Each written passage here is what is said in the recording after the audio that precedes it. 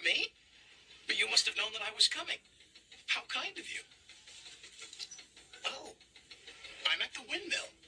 Now that's what I call a perfect landing. This must be the clue to unlock the source of the gold dust. Stoke up the magic in the mountain and the lady will smile. Then watch the swirls that spin so well. Oh, where's the writing gone?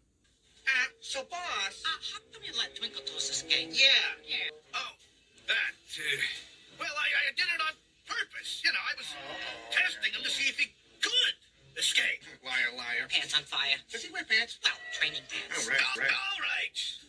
Playtime's over, Splodge. Now it's time for the next lesson, huh? I call it How to Stop Being Stupid.